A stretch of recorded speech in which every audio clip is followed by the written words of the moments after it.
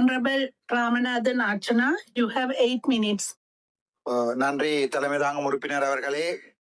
திரு Joseph Vijay ஆகிய நான் இந்த வசனத்தை கேட்கறதுக்கு எனக்கு மிகவும் சந்தோஷமா இருக்கும்னு நினைக்கிறேன். நாளைக்கு இலங்கையிலிருந்து இன்று வரைக்கும் எங்களுடைய அண்ணன், என்னுடைய சொந்த அண்ணன் மாதிரி பார்க்கக்கூடிய என்னுடைய அண்ணன் திரு ஜோசப் விஜய் அவர்கள் நாளைய தினம் தமிழ்நாட்டின் வரலாறு காணாத ஒரு வெற்றியோட எம்ஜிஆருக்கு அடுத்தபடியாக எம்ஜிஆருக்கு ஒரு தடவை மேல போய் என்னுடைய அண்ணன் விஜய் அவர்கள் நாளை தமிழ்நாட்டினுடைய முதலமைச்சராக பதவியேற்கின்றதை என்னுடைய 2 கண்களாலை ஒரு தடவை குட்டிமணியும் தங்கத்துறையும் வெளிக்கடை சிறைச்சாலையின் போது கொல்லப்படுகின்ற போது கடைசி நிமிடங்களிலே கேட்டார்கள், உங்களுக்கு என்ன ஆசைப்படுகிறீர்கள் என்று.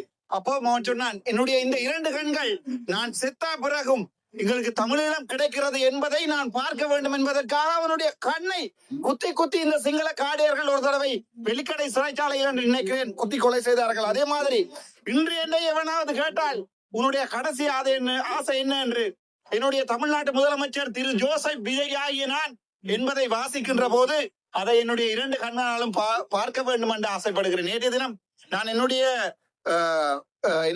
1 நிமிட உரையின் போது எங்களுடைய நெடுந்தீவை முடிந்தால் தமிழகத்துக்கு கொடுங்கள் என்று சொல்லுகின்ற அந்த ஒரு வசனத்திற்காக ஒட்டுமொத்த தற்குறிகளும் நேற்று கத்தியதை நான் பார்த்தேன். கத்துங்க, இதையும் கத்துங்க, இதுக்கு மேலேயும் கத்துங்க. இதை பற்றி நான் கவலைப்பட போறதில்லை. ஏனென்றால் அரசியலில் யாரும் கருத்தை தெரிவிக்கலாம். ஆனால் இன்று தமிழக மக்கள் ஒரு உணர்வுள்ள தமிழனாக நிரூபித்திருக்கிறார்கள். காலங்காலமாக ஊழல் செய்தவர்களை வீட்டை அனுப்ப வேண்டும் என்கிற ஒரே ஒரு நோக்கத்துக்காக, அது அதிமுக இருக்கலாம், திமுக இருக்கலாம், அல்லது திரள் நிதி என்று சொல்லிக்கொண்டு எங்களுடைய புலம்பெயர்ந்த மக்களுடைய பணத்திலே தன்னுடைய பிள்ளையை கொண்டு அமெரிக்காவிலே படிப்பித்த சீமான் என்கிற சாமானுக்கு இவர்கள் வடிவாக படித்திருக்கார். ஒரு கட்டுமணம் கூட திருப்பி இல்லை. இதுல இருந்து இந்த போலி தமிழ் தேசியம் கதைக்கின்ற சிறிதரனாக இருக்கட்டும், இதுல பக்கத்துல இருக்கிற போலி தமிழ் தேசியம் கதைக்கின்ற கஜேந்திரகுமாரா இருக்கட்டும், அங்கால இருக்கிற செல்வம் அடக்கணா இருக்கட்டும், பின்னால ஒரு திறமை இல்ல, இவங்கள போயிட்டாங்க. இந்த தமிழரசு கட்சிக்காரரா இருக்கட்டும், இவங்களுக்கு மிக தெளிவாக இந்த தமிழக தேர்தல் ஒரு பாடம் ஒன்றை சொல்லி சென்றிருக்கிறது. தேசிய தலைவருடைய போராட்டத்தையும் தேசிய தலைவருடைய அர்ப்பணிப்புகளையும் மாவீரர்களுடைய அர்ப்பணிப்புகளையும் எவனொருவன் தன்னுடைய அரசியலுக்காக பாவிக்கிறானோ அவன் மக்களாலே தூக்கி எறிக்கப்படுவான். எவனொருவன் அந்த போலி தேசியம், அதுல ஒருத்தர் இருக்கிறார் மணிவண்ணன் என்று, டாக்டர்ஸ் கால நக்கின மணிவண்ணன் அன்றைக்கு என்னுடைய நீதிமன்றத்திலே போராடுகிறார் ராமநாதன் அர்ச்சுனாவினுடைய துப்பாக்கியை பறிக்க சொல்லி. நான் இன்றைக்கு சொல்லுவேன், என்னுடைய இனம் துப்பாக்கியால் தன்னை பாதுகாத்து கொண்ட இனம், அதை மறப்பதற்கு நான் தயாராக இல்லை. ஆனால் இன்று கூட நான் விரும்புகிறேன் சிங்கள மக்களோடு நாங்கள் ஒற்றுமையாக இருக்க வேண்டும் என்று. ஆனால் வடக்கு மாநிலத்திலே எத்தனையோ தீவுகள் இருக்கிறது. நெடுந்தீவுக்கு அண்மை தினம் போனேன். அங்கே மாவட்ட வைத்தியசாலையாக இருந்த வைத்தியசாலையை இப்போது 2 வைத்தியர்கள் வேலை செய்கின்ற வைத்தியசாலையாக இந்த சிங்கள இனவாத அரசியல் மாற்றி இருக்கிறது. அதாலே தான் சொன்னேன், உங்களுக்கு நெடுந்தீவுக்கு ஒரு மாதத்திலே 4 நாட்கள் 5 நாட்கள் மட்டும்தான் மின்சாரம் வழங்க முடியுமாக இருந்தால், கச்சதீவை மட்டுமல்ல, நெடுந்தீவு மட்டுமல்ல, அப்படியே போனால் கிழக்கு மாநிலத்தில் இருக்கின்ற மட்டக்களப்பையும் நீங்கள் இலங்கைக்கு இந்தியாவுக்கு தாரை வார்த்து கொடுங்கள் என்று சொல்லி நான் சொல்லுகிறேன். ஏனென்றால் தன்னுடைய சொந்த இனத்திற்கு ஒரு கடல் பயணத்தை கூட ஒழுங்காக செய்து வைக்க முடியாத இந்த அனுரகுமார நாயக்க போன்ற அரசாங்கம் எனக்கு நம்பிக்கை இல்லை. எந்த ஒரு சந்தர்ப்பத்திலுமே ஒரு வைத்தியசாலை இல்லை, ஒரு அவசரமாக ஒரு அம்மா பிள்ளை பெறுவதாக இருந்தால் ஒரு மிட்வைஃப் கூட இல்லை. ஒரு மிட்வைஃப் இல்லாத ஒரு இடம், ஒரு வைத்தியர்கள் வாழ முடியாத ஒரு இடம் என்றை நெடுந்தீவாக மாற்றியிருக்கிறார்கள். கொஞ்சம் கொஞ்சமாக நெடுந்தீவு, அனலதீவு, புங்குடுதீவிலிருந்து மக்கள் இடம்பெயர்கிறார்கள். அந்த நிலைமையில் இருக்கும் போதுதான் சொன்னேன், தமிழ்நாட்டு மக்கள் உங்களுக்கு தெரியும், காலமாக எம்ஜிஆர்ல இருந்து தற்போதைய எங்களுடைய ஒரே ஒரு நம்பிக்கையாக இருக்கின்ற விஜய் வரைக்கும் இலங்கை தமிழீழ மக்கள் நம்பி இருப்பது தமிழக மக்களை. ஆகவே தமிழக மக்களிடம் ஒரு அன்பான வேண்டுகோள், நான் தமிழ் கதைப்பதால் தான் என்னுடைய பரம்பரை இங்கே அழிக்கப்பட்டிருக்கிறது. நான் கதைப்பது இந்த சிங்கள குகையிலே ஒரு தமிழ் கதைக்கின்ற ஒரு புலியாக கதைப்பதால் தான் என்னுடைய இனம் இன்று வரை பிறக்காத புள்ளியை கூட தயார் போட்டு வைத்திருக்கிறார்கள். ஆகவே எங்களுக்கு இருக்கிற கடைசி நம்பிக்கை எங்களுடைய முதலமைச்சர் விஜய் என்பதை இன்றைக்கு சொல்லிக் கொள்கிறேன். இந்த விடயத்தை நான் தமிழ்ல கதைக்கின்ற போது இவர்கள் சொல்லுவார்கள், ஓகே நீங்க சிங்களத்துல கதைக்கலாமே, சிங்களத்துல கதைக்கின்ற போது கேளுங்கடா, சிங்களத்துல இருக்கிற கேளுங்க. மிச்சத்தின் ஒரு சிறு பகுதி சிங்களத்துல கதைச்சிருக்கிறேன். ஆகவே சொல்றேன், நான் அதுல என்னென்றால் நான் தமிழ்ல ஒரு விடயத்தை கதைச்சு கொண்டு சிங்களத்துல ஒரு விடயத்தை கதைக்கிறேன் என்று சொல்லி இவங்க குளறுவாங்கன்னு எனக்கு தெரியும். சோ කලවලෝ හෙලෝ මගේ යාළුවා. මොකද වෙන්නේ? මේ ට්‍රාන්ස්ලේෂන් එකක් දානවා සිංහලෙන් කතා කරේ. එතකොට නෑ translation නෑ ඔයාට ලොකු අසාධාරණයක් වෙලා තියෙන්නේ මන්ත්‍රතුමා. මොකද හේතුව ආණ්ඩුවේ අපි දකිනවා මැති ඇමතිවරු පොලිසිය දාගෙන හරිද වැඩි ඕනේ දැන් ආරක්ෂක අමාත්‍යාංශේ බාර වෙන්න ඇමතිවරයාට ආරක්ෂාව තියෙනවා. අගමැතිවරයාට ආරක්ෂාව තියෙනවා. එතනින් ගියාම මේ ආනන්ද විජේපාලට පොලිස් බයික් 3ක් යනවා. හරිද? මම දැන් මේ අද එනකොට මගේ වාහනේ තයින් කරගෙන තමයි ඇමති කෙනෙක් ආව වාහන 3ක් ආවා. එතන මේ විදිහට ඒගොල්ලෝ ආරක්ෂාව දාගෙන යනවා. අපේ පාර්ලිමේන්තු සහෝදර මන්ත්‍රීවරයෙකුට ප්‍රශ්න තියෙන උද්ගලයෙකුට විශේෂයෙන්ම උතුරු නැගෙනහිර අහිංසක මිනිස්සු වෙනුවෙන් කතා කරන මේ රටේ දුක් විඳින උතුරු ජනතාව වෙනුවෙන් පෙනී හිටින මන්ත්‍රීවරයෙකුට ආරක්ෂාව දෙන්න ආණ්ඩුව අපෝසත් වෙලා තියෙනවා. මොකද ආණ්ඩුව බයයි ඩොක්ටර් අර්චුනාට. ඒක අපිට කියන්ති. Thank you. அதை நான் தமிழ்ல சொல்றேன் என்றால் உங்களுக்கு நான் சொன்னான் முதலே எங்களுடைய ஜெப்போ அதாவது வந்து ஜேவிபி என்பிபி காரர் எல்லாருக்குமே பாதுகாப்பு கொடுத்துருக்கு.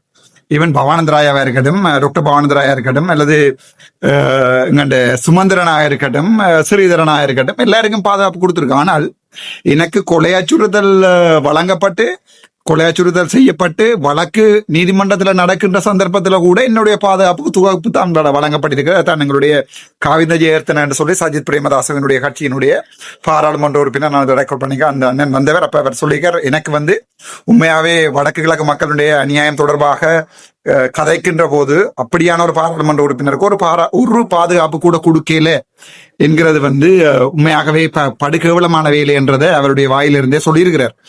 சோ இதுல நான் என்னத்தை கதைச்சு நான் என்றால் இன்றைக்கு அந்த சிங்களத்துல கதைச்சதுன்ற உரிய நான் உங்களுக்கு சொல்றேன், நீங்க அதை பிறகு பார்க்கலாம்.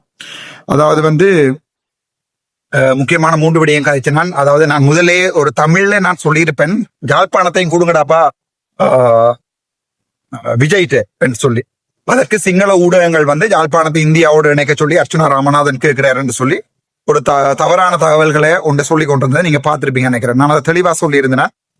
ராமநாதன் அர்ச்சுனா சொன்னது வந்து தெளிவாக நீங்கள் 7 அக்ரிமெண்ட் சைன் பண்ணி அந்த அக்ரிமெண்ட்ல வந்து என்ன சொல்லி இருக்கிறீங்கன்னு சொன்னால் மோடியோட இலங்கையை விட்டுருக்கிறீங்க. ஏற்கனவே இலங்கையை போய் எங்களுடைய முதல் ஜேவிபி என்ன சொல்லி கொண்டிருந்தது, இந்தியா வேண்டாம், இந்தியா கள்ளர் என்று சொல்லி கொண்டிருந்த ஜேவிபி 7 அக்ரிமெண்ட்டை சைன் பண்ணி இலங்கையை இந்தியாட்ட வித்திருக்கிறார். இப்போது 50% மேற்பட்ட 50% மேற்பட்ட இது கொழும்பு துறைமுகத்தின் பகுதி கூட இந்தியாவினுடைய கட்டுப்பாட்டில் தான் இருக்கிறது. ஆகவே அப்படி விற்கிறதா இருந்தால் எங்கண்ட துண்டை தூக்கி நீங்கள் தமிழ்நாட்டோட கொடுங்கடாப்பா, தமிழ்நாட்டு முதலமைச்சர் பார்த்துக் கொள்வார்னு சொல்லி நான் கதைச்சதுதான் அந்த விடயம். ரெண்டாவது விடயம் என்னண்டா நீங்கள் ஞாபகம் இருக்கு, 2வது கதைச்சது அதே மாதிரி நீங்கள் எங்களுடைய வடக்கு மாகாணத்துல வந்து நெடுந்தீவை பார்த்தீங்கன்னு சொன்னால் ஒரு மிட்வைஃப் கூட இல்லை. மாவட்ட வைத்தியசாலையாக இருந்த நெடுந்தீவை வந்து நீங்கள் காடியர்கள் வந்து என்ன செஞ்சிருக்கிறீர்கள் என்றால் இனவாத அரசு வந்து என்ன செய்திருக்கின்றால் அதை ஒரு பிரதேச வைத்தியசாலையா மாத்தி இருக்கிறது. 30 நாள்ல 2 நாள் கூட கரண்ட் இல்லை. அதோட முக்கியமாக உங்களுடைய பிமல் ரத்நாயக்க ஒரு தடவை சொல்லியிருப்பார், சிலைகளை கும்பிடுவது வந்து நாசகார வேலை என்று, அதாவது வந்து பிலிமி வந்தனாவ கோத்திரிக விட என்று சொல்லியிருப்பார். அப்படி சொல்கிற அரசாங்கம் நாகதீபத்துக்கு போறதுக்கு கூட உங்களோட மக்களுக்கு கூட போட் கொடுக்கல. நான் வடக்கு மாகாணத்திலேயே பிறந்து வளர்ந்த ஒருத்தன் 40 வருடமாக மீன் குஞ்சுக்கு கற்றுக் கொடுக்க தேவையில்லை. என்னால ஒரு போட் கவண்டிச்சு என்று சொன்னா நான் அதை என்னை பாதுகாத்துக்குள்ள நீந்தி பாதுகாத்துக் கொள்ளையிலும். ஆனால் வந்த குழந்தை பிள்ளைகளுக்கு அம்மா மேருக்கு உயிருக்கு தேவை என்றதால நான் அந்த ஜக்கெட்டை கலட்டி கொடுத்திருந்தேன். ஆகவே ஒரு போட்டாவது போடுங்கடா என்று சொல்லி நான் பேசுறேன். அதை விட முக்கியமான விஷயம் என்னென்றால் என்னுடைய துவக்க சம்பந்தமான விடயம். அதை நான் தெளிவாக இதுல சிங்களத்துல சொல்லியிருக்கிறேன். முன்னாள் அமைச்சர் டக்ளஸ் தேவானந்தாவும் அதே நேரத்தில் ஒரு சட்டத்தரணியருடைய பேரையும் சொல்லி நான் அதில் சொல்லியிருக்கிறேன்.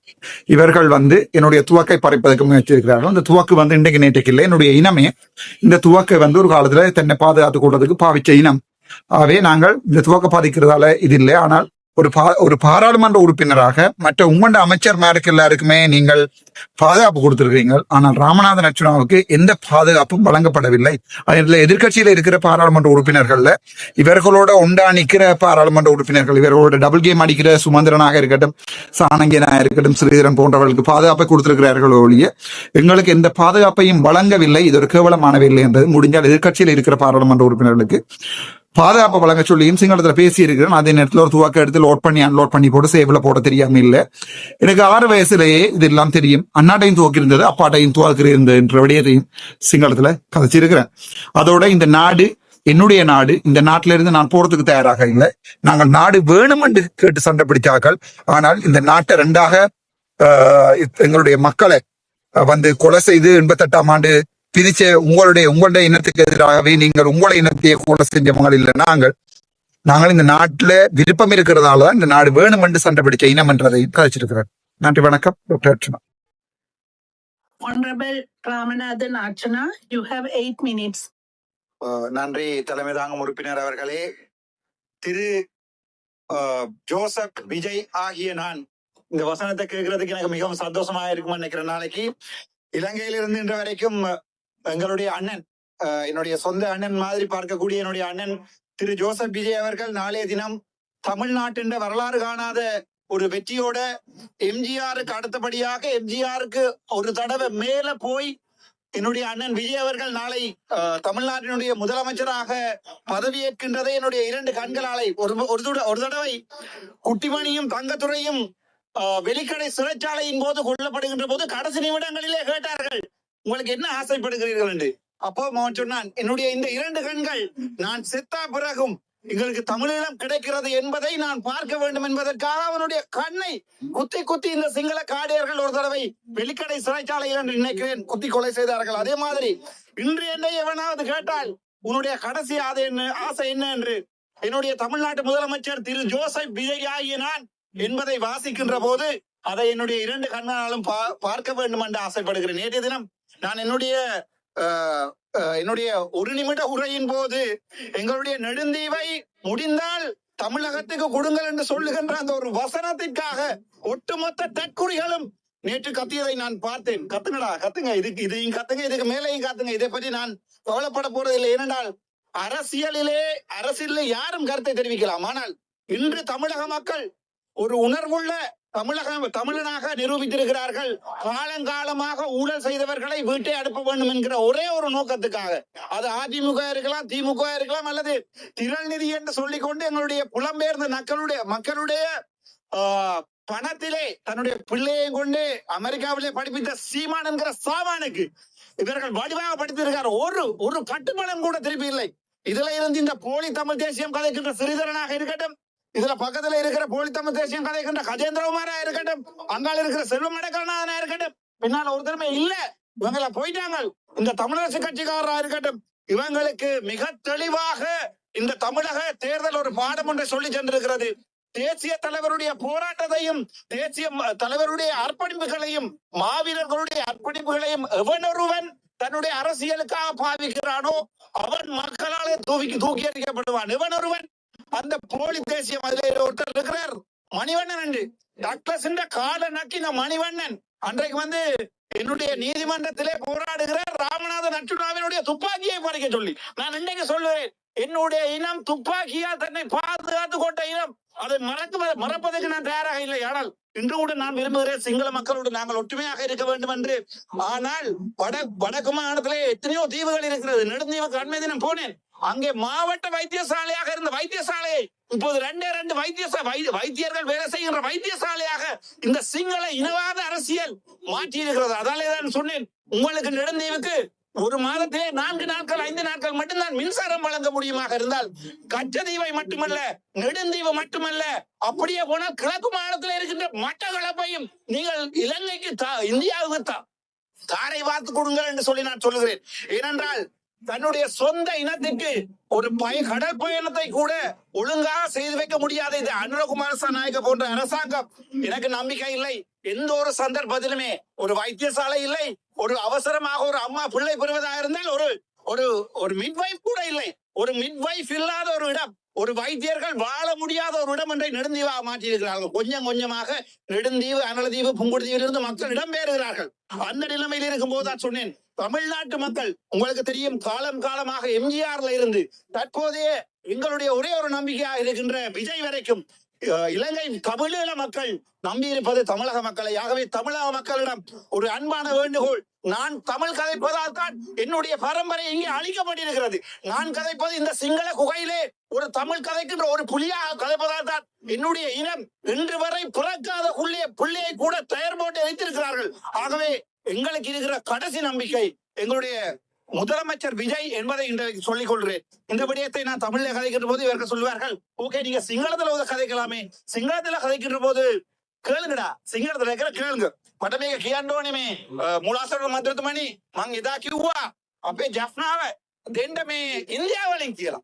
මං කියන්නේ මේ සමහරුන්ට මම කතා කරන දෙමළ තේරෙන්නේ නැති ඉඳන් සමහර මාධ්‍ය මේක වෙනස් කරලා දාලා තියෙනවා. මම කිව්වේ පැහැදිලිවම කච්චදීව නෙවෙයි ඉන්දියාවත් දීලා ඉවර කරලා දාන්න කියලා. මේ ශ්‍රී ලංකාවත් දීලා අපේ ලංකාවත් දීලා ඉවර කරලා දාන්න කියලා. දැන් සමහර ජෙප්පන් ටික ආවිල්ලා මට කියනවා අයි ડોක්ටර් ඔයා අපේ රටට ආදරේ නැද්ද කියලා.